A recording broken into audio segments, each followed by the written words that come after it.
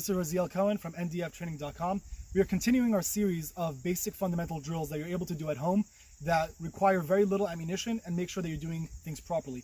Today what we're going to try to do is a basic tap rack drill, where if you have a gun that goes click instead of bang, the basic way to clear that malfunction is to tap the magazine, rack the gun, and then get back on target.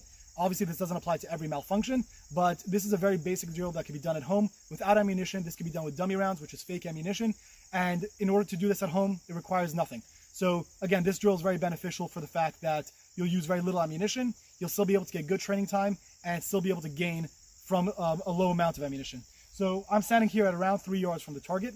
What we're going to do is we're going to leave the chamber of the gun empty. This is obviously at the range, and we're going to load one round into the magazine. So what's going to happen is when I draw and I point it at the target, I'm going to fire. You're going to hear a click instead of a bang. That's when I'm going to tap, rack, and then get back on target. Ideally, if you go to the range, you'd probably want someone else to set it up for you and have a malfunction somewhere in the magazine where you don't know it's coming. Because obviously you don't want to get into the habit of drawing the gun, knowing it's going to go click, and then end up doing a tap rack when in real life that might not be the case. So having dummy rounds somewhere in the magazine and going to the range with someone else can be much more beneficial, because then you won't know exactly when the gun is going to go click instead of bang, and you're able to build up habits properly.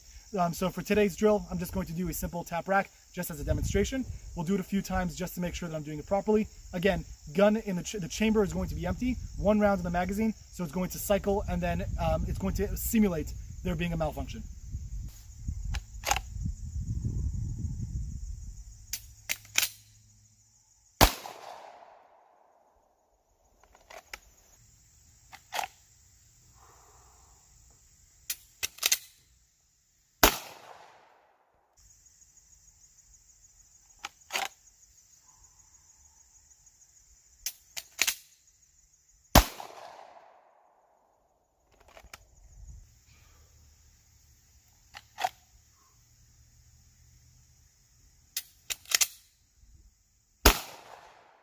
Just to cover what we're doing again today is we're still covering the same fundamentals we spoke about in the last video, where you're making sure your grip is correct, you're making sure your sights are aligned properly, your trigger press, your breathing, and also again, ideally have someone else set it up for you so you don't know when it's coming.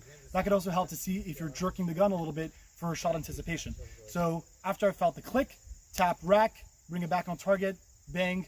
Very simple, but very important. Again, you could do this at home with dummy rounds, making sure that you could also record yourself, watch to see if you're jerking even in dry fire practice, and then you could also translate that into live fire training. If you have any questions, please feel free to leave them down in the comments. Thank you very much for watching.